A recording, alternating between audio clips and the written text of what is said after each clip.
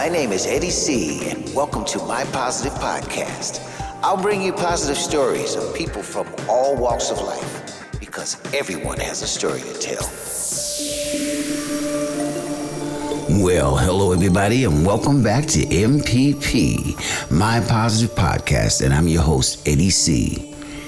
In this episode, we're going to be talking about the word divine, what it means to my guests, and how they use it in their daily lives. My first guest is a television maker, hobby singer, and also has a great philosophy about how she likes to look at life. My second guest is a wonderful painter, a fantastic vocalist, singer-songwriter, and she's going to tell how she helps her students along the way and what painting means to her and how divine that can be. So if you're curious about their stories, tune in and stay positive. My name is Eddie C, and you're listening to my positive podcast. Well, ladies and gentlemen, my next guest is a very special lady. We've been friends for years on Facebook and then actually didn't have much contact with each other until a few weeks ago at a gig of mine. And we started talking and I saw this beautiful artwork of hers. But actually, she's more known as a vocalist and teaching at the conservatory in Amsterdam in the Netherlands. Please welcome my next guest, Miss Sylvi Lane. How you doing there, lady? Yes, hello, Eddie. Good to be here with you. I'm doing fine. It's only sunny weather here in Holland for weeks and continuing to be so. Oh, that's wonderful. Here it's partially cloudy and hopefully... Well, actually, a little bit of sun here. Yeah. Okay, well, there's nothing wrong with that. Well, listen, Can you tell my guests and my listeners and a little bit more about yourself, your background, and your roots and how you got involved in music and art? Yeah, I think for me the best way to put it is that my parents, when I was around 5 until 11, they had a sort of a party center where all the Dutch bands were performing, and there was a theater group and they perform, and a brass band that was rehearsing. So, that must have been the roots, because I was always on stage. They got me to bed, but then all the noise started and I heard music and I got out of bed and try to be on stage as quick as possible. So that was my start of it all. And after that, I don't know, the main thing for me, or the main love of my life was always music. So, you go to the record stores, you sit in front of the record stores because, this album is coming, and crazy about music, actually. It was only that. So it was very clear that was what I was going to do in my life. But I didn't play one instrument. And on high school, I was with Leo Bouwmeester. I'm not sure if you know him. He's a piano player. Mm-hmm. And, he introduced me to a band. And so that's actually where it started. So I was in the band. I started singing. And how old were you? I think I was like 17. Okay, so it's a teenager. It's not even, it's quite late, actually. Yeah. Right? Right. I started when I was 7. So Yeah, well, I was singing, but not really in a band or something like that. And the funny thing, what happened was, so Leo, he was going to the Conservatory of Amsterdam. And then we formed a little trio with bass player and drums. And they gave me, for my birthday, the real vocal book. And I started with the letter A. And the first vocal real book went on to the letter L. And so somewhere in between, I chose my songs. And then I did the audition at the Conservatory of Amsterdam. Oh, fantastic. And and that's where I stayed, until now. So that's quite some time, right? Right, absolutely. Yeah. Oh, that's wonderful. So, you're being a vocal teacher now as well. I've spoken to actually one of your former students who's on one of the earlier going to be on one of the other shows, and you're being based in Amsterdam. But now, I looked at some of your paintings on your Facebook page as well as on your website, with the stuff that you're doing. And I was quite surprised at how multi-talented you are in your artwork. Yeah. Probably, I think if you are a creative person, you can do a lot. Don't you think so? Well, I believe that as well. There are many musicians who are also painting or painting, photography, exactly. Cooking. Cooking. Yes, let's cook. It's a creative. Well, being a musician it's a wide platter, I think, because we're always influenced by our life's experiences. I was listening to one of your albums, the one song about I think it was called Blind Spot. Yeah, Blind Spot. I was quite drawn to that number because I'm listening to your lyrics and quite poetically telling a lot about experiences around you, and that's pretty interesting to listen to that song, musically as well as the lyrical content. Yeah, I think my lyrics are. I mean, of course, lyrics can be about love. And but I also like to write about how you experiencing things and how you become more of yourself and how you become better, the better you, right? So that's I think one of the things in my songs. Another thing that for me is like you can write about stuff that's difficult in your life, but I can never only write about something that's really grim and dark. And not giving an answer how to get to the light somewhere. So there's always this twist somewhere. So like even Flowers Grow on Stone. That's another song on that album that has more. Very good song. Yeah, that has more of that into it. It's also in the title, of course. I don't know. And I have the same thing with my paintings. So my paintings are really colorful. So it's very. I want to try to paint in black and white or shades of gray. I'm going to anyway, because I think I have to try that. But they are colorful so far. Yeah. Yeah, it's very, very, very colorful, and I'm more of a street photographer. Yeah. And so I do a lot of my photos in post editing. I kind of like this sort of dark, drawn, detailed black and white pictures. Yeah. Well, thank you very much. Thank you very much. You have to come to see my exhibition first. All right, that's great. That's great. Fantastic. Getting back to your painting, how did that come about? Because you were saying music was your main thing that you did, and at a certain point, it was like, okay, all of a sudden you decided you wanted to paint, or was this something that was also coming up as you were growing up as a teenager or as a child? Yeah, well, I was drawing, and actually, when I auditioned for the conservatory, I also did that for the School of Arts in The Hague. But then back then, I only had drawings, and that was not enough.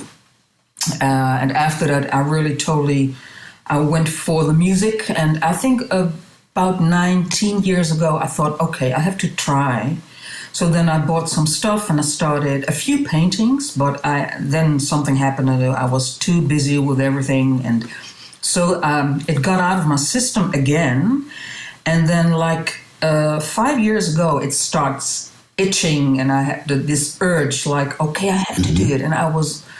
at that point, I was also working a lot at the conservatory. I was a coordinator of the vocal department.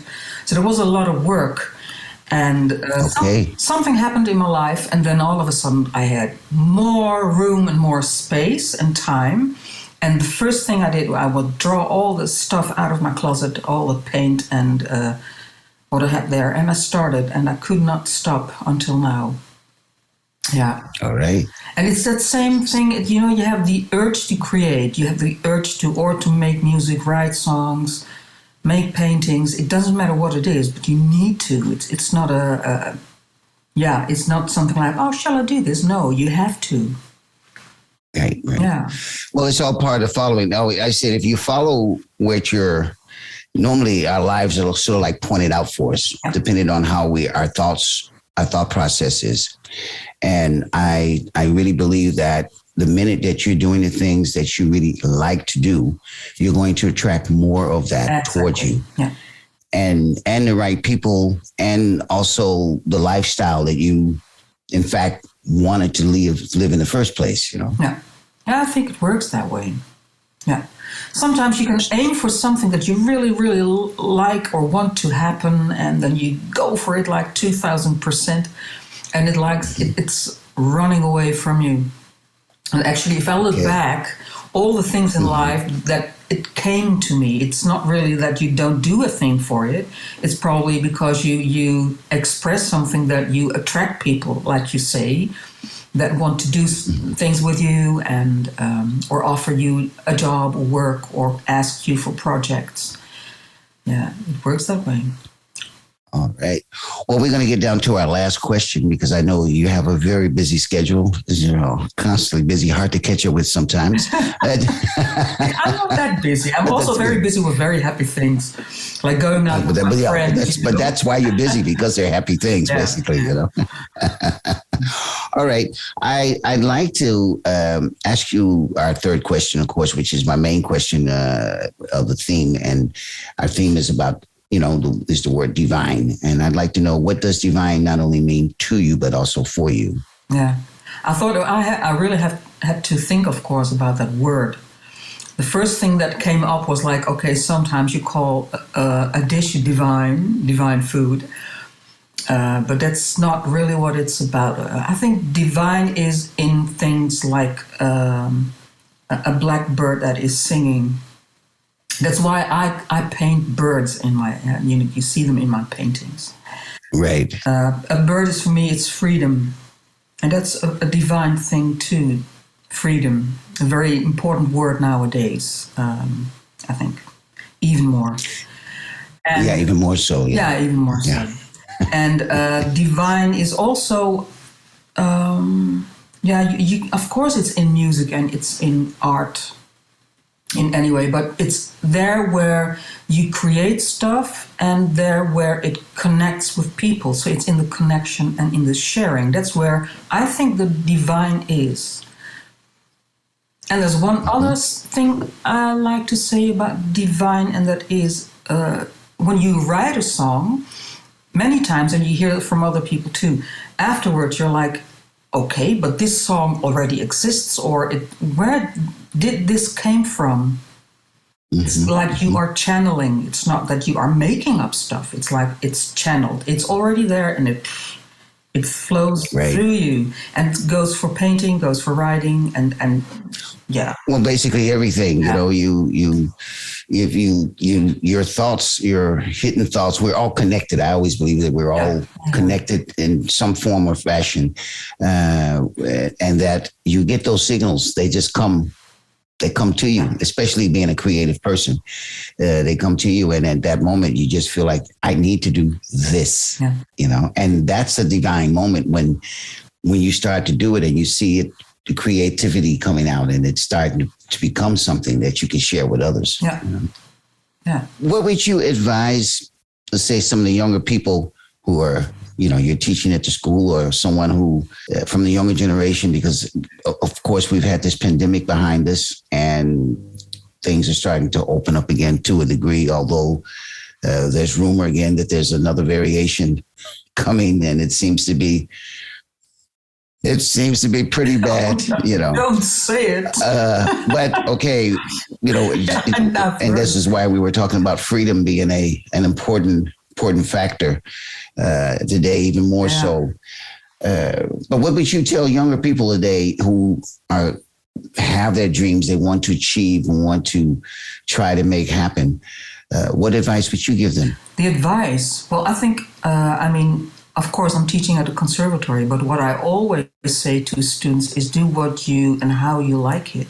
There's an inside world and there's an outside world. And inside you have rules that you learn about music, but please cross the rules, because otherwise there will not be art if you do what it already exists. Or so create new stuff and do it by your own rules and settings. And that's one of the things that I always say. So it's very, it almost sounds anti-conservatory, which is not really, because it's really about creativity. And what I see, of course, like everything has been closed. They could not really mix up and play together. And that's, so I hope that it'll stay open for longer now this time. Because I see how happy they are. That, you can go to, every evening you can go to a session in Amsterdam, at least one session, and play there with others. Right. And that's because that's the main thing to do. What the good thing was in the last couple of years is that everyone started to create inside more. So started to write and record, and all these recordings are, of course, online. We have a platform online, so there are in that way more possibilities.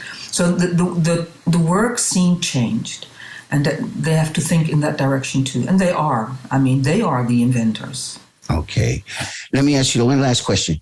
What is your most divine moment you've experienced up to now? Oh my gosh, my most divine. Oh, that's so difficult because I had so many, I think actually, for me, that was the first moment that I put out all my paint and I put it on the table. And I started. And that moment was, for me, it felt like physically something totally changed. As if, I don't know, it's hard to explain. So maybe that's why I call it divine. And it made me so incredibly happy. Yeah. Okay. Well, listen, I'd like to thank you so much for coming on the show and sharing your experiences and telling us a little bit about yourself. And I'm sure that my listeners will also have a divine moment when they hear this interview with us together. Well, thank you. It was a lot of fun. This is My Positive Podcast with Eddie C. Well, ladies and gentlemen, my next guest is a dear friend of mine. We actually met about 6 years ago, if I'm not mistaken, at a police convention in the Netherlands. And she was one of the speakers as well as me. And we started to talk, and over dinner, we had a nice conversation. And then I said, well, one day when I decide to do something special, I definitely would like to involve you. And so she's going to be on my show today with this special topic about divine. Please welcome my next guest, Miss Natasha M. Hey, Natasha, how are you? Hey, hi, friend. How are you? I'm doing great. It's been a while since we've spoken with each other.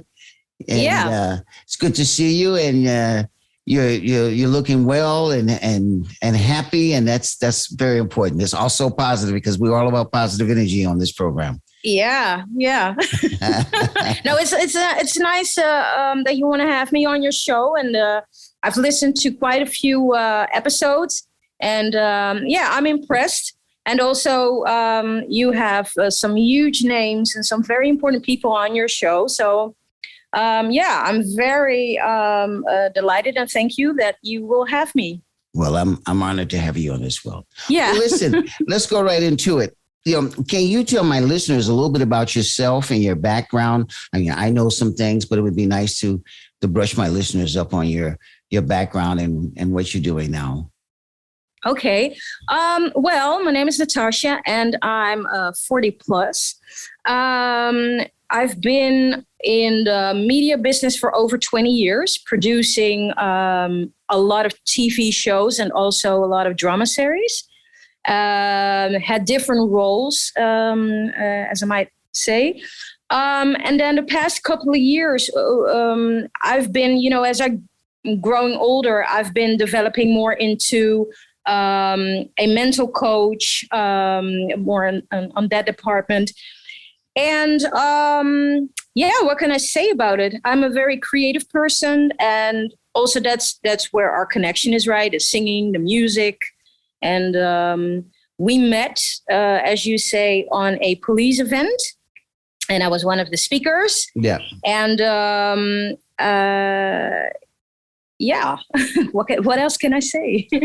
Well, what got you started into the whole media industry? I mean, because it's not something that just came overnight. Well, the funny thing is, I never dreamed about doing that. When I was a child, as young as I was, I always wanted to be a singer, a dancer, and an actress. And when I was, really young, one of my parents introduced me to the Fame series, and I loved it. And I watched it with my sisters, and I used to dance and sing while watching the show and pretend I was in it. And that's what I desired. I wanted to go to the Fame school. Right. That's what I wanted to do, right? Okay. And I wanted to entertain, and I was always entertaining, whether it was at a party, dancing or singing, or back then lip syncing was a big thing, right? That's what I was doing, and that's what I wanted to do with my life. And then, life happened to me, and I know now that life should have happened for me, but back then life happened to me. And so all my dreams, I didn't pursue them, and I just had to sort of like survive on a daily basis. And then moreover than 20 years ago, I sort of like by accident came in contact with the media, and then thought, oh, wow, let's work in this business. You went to a people and decided to do that. How did it all come about? Well, there was, I was involved. I was one of the first members of a new broadcasting company. And there are members of the board, but there also have to be members who are, that are a member, like a member to the company. And so I was that, and so I was working somewhere else, but I was a member, and I got involved in that way. And then I did that for, I don't know, about over a year. And then in my life, things changed. I was looking for a new job, and because they knew me, they said like, "Oh, come and work here. Help us out for a week." And I did that, and well. It was so great, and I was supposed to go to a new job, but then I ended up staying there. And first, I was not involved in making programs at all. I was just, working in communication. And well, then after a couple of years, things changed, and I started to become involved in really making TV programs. All right. And I started at the bottom. And, doing the most easiest jobs and just helping out, and, develop and then start producing. Okay. And still going strong, as they say. Yeah. But now, as I said, I do think, because I also grow older, you start to see things in a different way, right? And things... Absolutely. Other things become more important to you. And I think my passion is really in the media. I mean, if I walk into a studio, something happens inside of me, right? I can't explain it. Well, I think you understand what I'm talking about. When you get on a stage or whatever, something happens to you, and you feel, you feel the need to be there, and you feel like this is where you belong. That's what I feel as well. But I also think that I think there are other things more important in life. And so I changed my direction into another thing. And especially, that's the funny thing, is also for the past 2 years, I don't know about you, but I think the crisis made me look at things in a different way as well. I think it made a lot of people look at life from a whole different perspective. And hopefully, like I said I would say to most of my guests, I said I think it's very important that we try to pick the positivity out of the whole negative thing that we went through with the pandemic. Yeah. And use that as a building block to move forward in a more positive direction with the things that we want to do and have a lot of passion for, you know? Exactly. Speaking about that, I know that outside of working in the media, that singing is also a very big passion of yours, and you have a lovely voice, because I've heard some of your demos, and really a beautiful voice. And I was quite surprised. Thank you. I was quite surprised at what I heard. Are you doing anything more with that at the moment, or is that something which is still on a sort of a low burner until something really interesting comes along for you? Well, it is a bit on a low burner for me right now, but as I say, the past 2 years, the crisis have made me look at things differently. And I think before the crisis, I was always in a rush, right? I was always working. That was the most important thing. And I do have to say, like, what I think another thing is very important is conversation and meeting people, right? Mm-hmm. That is important as well for me. But I wasn't busy. I was pleasing other people by doing a job for them. And instead of pursuing my dreams and being busy with my hobbies, you know, right. And besides singing, I love to dance. Before, so many years ago, I used to go to dance classes. I haven't done it in such a long time, you know, and I think life is short. You should do that right now. Absolutely. While you're still healthy. Absolutely. And when you still got, you know, the strength and the energy to do that. But I'm also a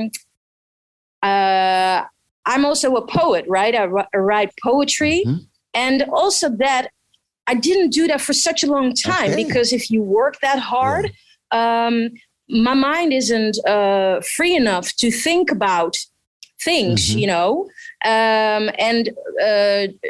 Now during the crisis, I realize, make time for that. That is the most important thing. And so I'm busy right now with trying to look at how do I want the rest of my life to look like? Right. You know, what do I want to do? What is it that I desire? And I don't think the way my life was before the crisis, I want to go back to that. I want to really, you know, give meaning to it and go back to the essence of life. Okay. And, you know, I think I don't know if you have, you know, as a 40 plus woman, I don't know if you have also a young audience, but I think like also that's because of having an eventful life, where at a young age, I wasn't able to pursue my dreams and you know, go for my talent and my passion.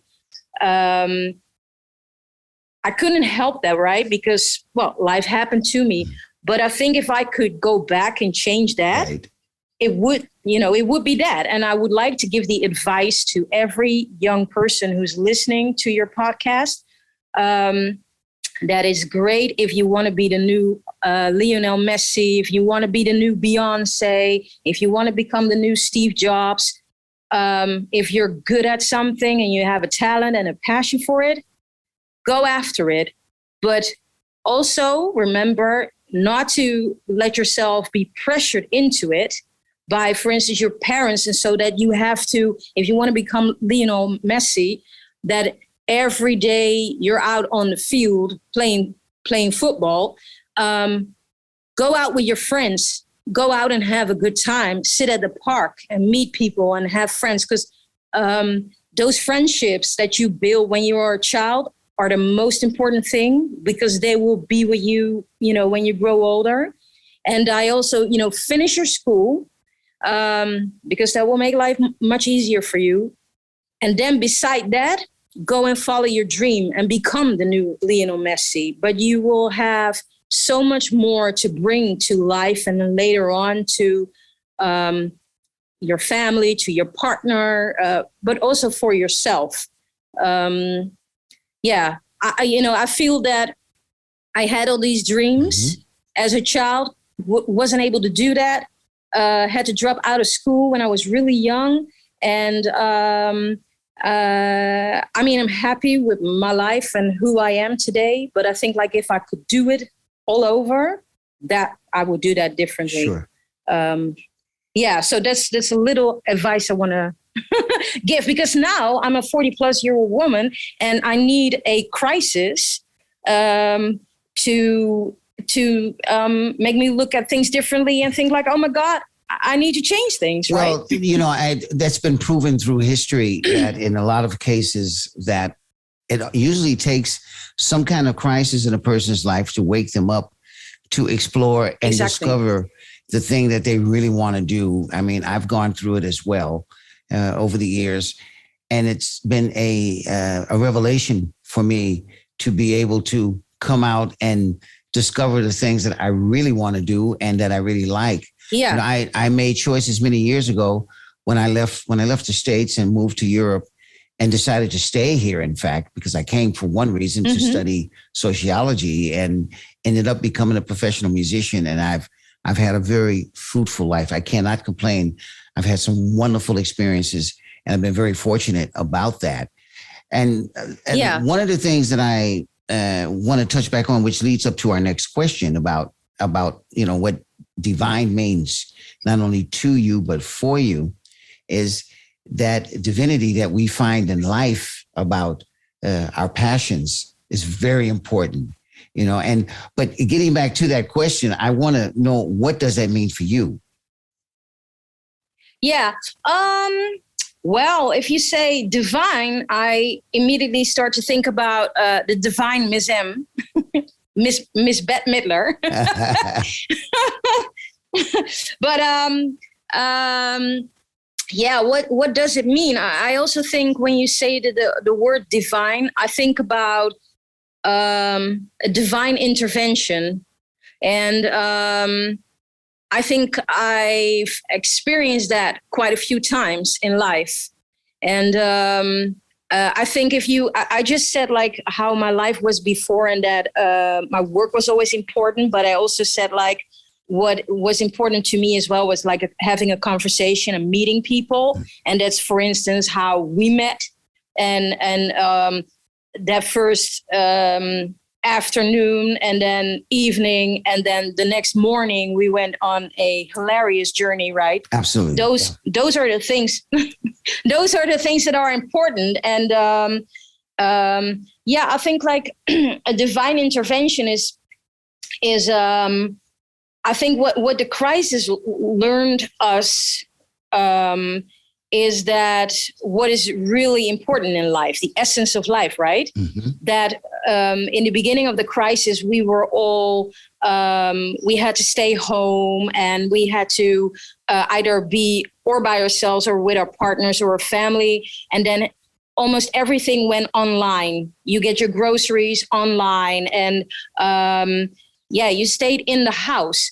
And that was good like in the beginning, but I think like everybody found out how important it was to meet people, and whether you want to go to the pub and have a drink or you want to go to the park and meet people. But we need other people. Absolutely. And we need to have contact, and not only have contact, having a real conversation, but also have like physical contact. Yeah. Putting your hand on somebody's shoulder and look them in the eye, and our body language is so important.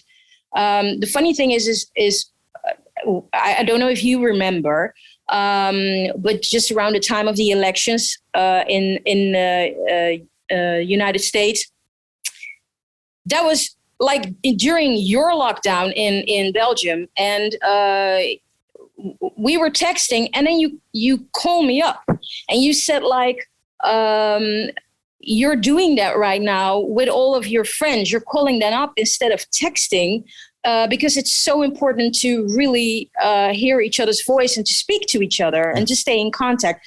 And we talked for about 6 hours. Yeah.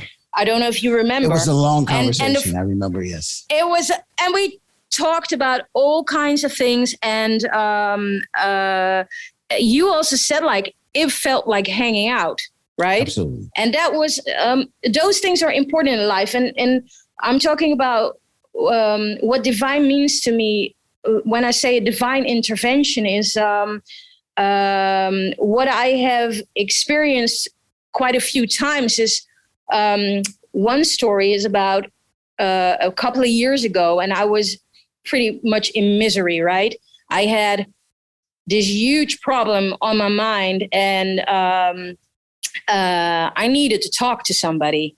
And I was waiting in a park before a meeting, and I really badly needed to talk to somebody. And inside of me, I was thinking, oh my God, I just wish I could talk to somebody right now about my problems. And a lot of times we're judgmental about what other people think or whatever. So a lot of times I don't feel free enough. And I think a lot of other people experience as well. You don't feel free enough to talk about something. And the funny thing is, I was waiting in the park. It was, I think, springtime. And I was sitting on a bench waiting before my meeting. And I think it was about 50 minutes from my meeting. And all of a sudden, I felt the need to look to the left. And there was a guy coming towards me, and he was very well dressed. He was in a suit. He had a suitcase, a trolley. And on the trolley was on the suitcase was a Catholic cross. Right. And he was wearing like a Jewish skull cap. And I don't know, I had to look at this man, right? And then I went back to, just looking in front of me. But I had to look again to this man. And the man stopped near the bench. And he asked me if he could sit down on the bench. Well, I don't own the bench, so yeah, of course. But this man was so well dressed, and I was like, oh my God, maybe it's dirty, whatever. But I said, like, yeah, sure. And he sat down, and I don't know, something inside of me said I needed to connect with this man. And so I looked at him, and I asked him, I said, are you a tourist? Are you on a journey? And then he said to me that he was on a journey. And I said, okay. He said he traveled, that it was his purpose in life. And I was like, okay, what do you mean with that? And he was a missionary. He says, I go where God sends me. And he says, God sends me to help people. Okay. So I need to go where people need me. And I don't know. I looked up at the sky, and I was like, okay, I get it. Thank you. And, but my meeting was, it was almost time to go to my meeting. And he said some other things, and it was like, okay, I think this man was sent here for me. Right. That was a divine moment. My God, yeah, it was. But I needed to go away. And so I said to him, I said, like, look, I sort of like said, like, I think you're here for me. And I said, like, but I need to go away right now. Are you here tomorrow? And yeah, he says, God will send me away, if I'm done here and I need to go somewhere else to help people. Okay, so we met the next day, and we chatted for hours, and never met after that. Chatted for hours, never knew each other's name. And yeah, I think that's a divine intervention. Oh, it's beautiful. Beautiful story. Well, on that story, I'd like to thank you for coming on and sharing a part of your life and what you've gone through and what you're busy with. also to my listeners, and I'm sure that they will enjoy listening to our talk as well. Thank you. Okay. Thank you so much for coming on. And, keep the healthy lifestyle and keep a divine lifestyle going as well. And everything will fall right into place. It was always a pleasure to talk to you. All right. Thank you so much. And good luck to you as well. Thank you very much. This is MPP, and I'm Eddie C. Well, I hope you enjoyed my interview with my two divine guests. Now, let's just take the word divine for a moment.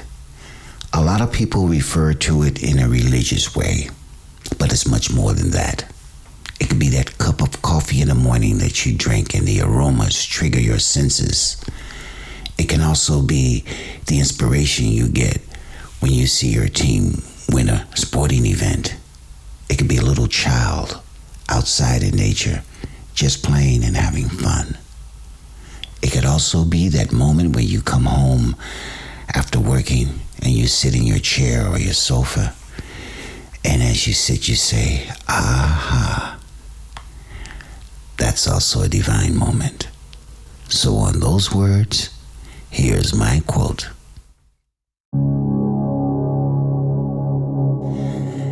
Divine.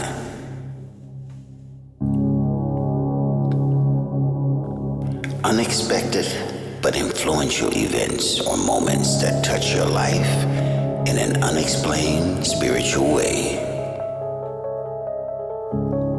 A calling to achieve and do great things, not only for yourself, but for others. The elements of doing things from the heart and not expecting anything in return, but giving a needed moment to a total stranger. Receiving that which may be coincidence, but is much more as a sign of true divinity.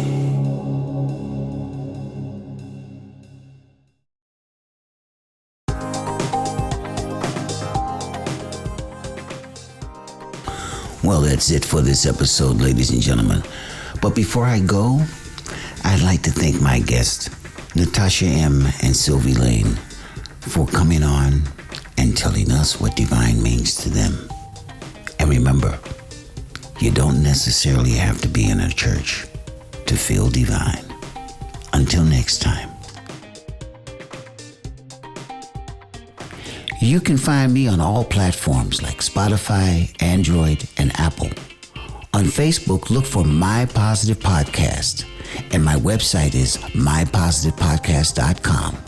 You can also contact me via my website or Facebook.